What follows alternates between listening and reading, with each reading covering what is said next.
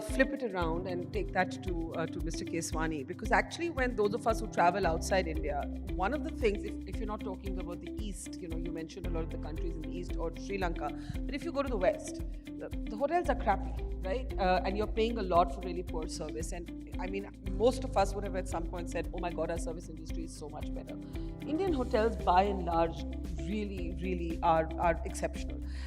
Why then, or what then is the problem? I think, well, I have not come here as a hotelier. I've come Yes, as but I Navin's mean, friend. I'm just trying to structure this conversation, but go ahead. So I'm going to go off, Yeah, off go, your go, question. Okay, sure. See, I loved your book. Thank you, Navin, for sending it to me yesterday.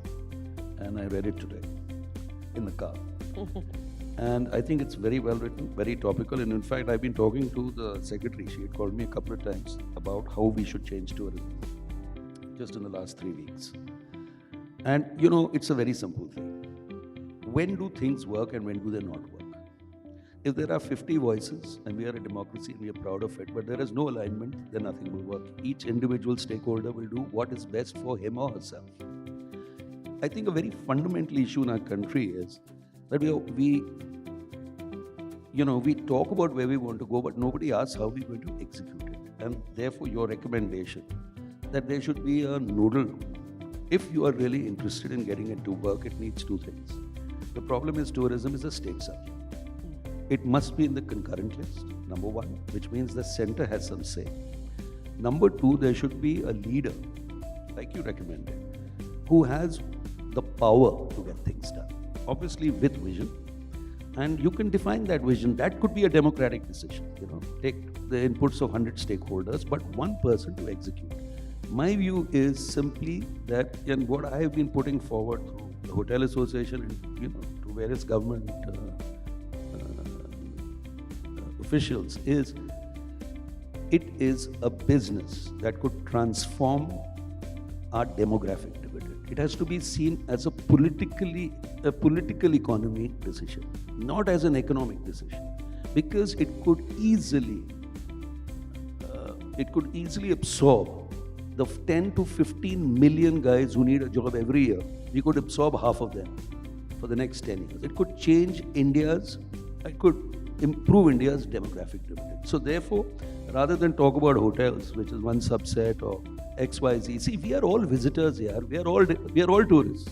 I like what you said, visitor economy. Each and every one of us is a visitor somewhere. That's the human condition.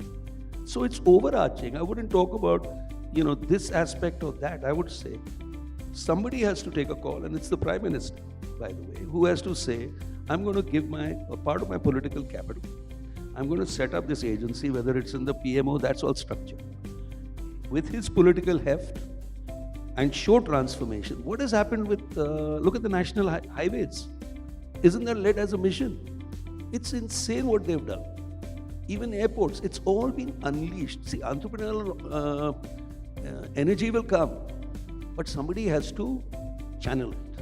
So that's my only comment, that it's a beautiful book. I hope Mr. Modi reads it and gets inspired by it, because it certainly inspired me. Thank you. Okay. See, the thing is that I have 10,000 employees in my company. 8,000 of them are class 10 or less. 1,000 are disabled. We did this consciously.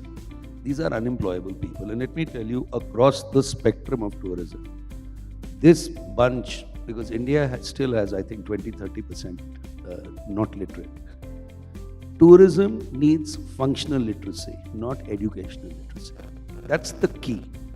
What we need is like we said, a national leader, like the Prime Minister himself, with that level of political capital. And you need some competitiveness across states. One state proves it works. States are so competitive today that chief ministers go after a single silly project of $2 billion the chief minister is running. Can you imagine a chief minister who transforms his state from the tourism perspective, shows that it employs people who otherwise are potentially unemployable in this country? What it would do. So to me, it's simply a political economy decision. That's my view. I mean, everything else will flow from that.